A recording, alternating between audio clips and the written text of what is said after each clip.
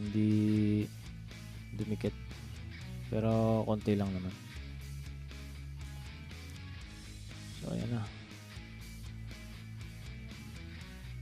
Ayan na guys.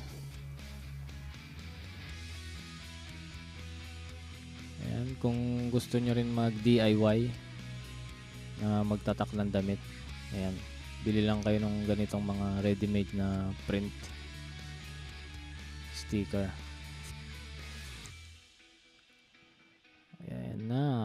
Oh, diba? Alright. Ayan o, ganda ng pagkakaano nyo. Okay. So ayan na guys.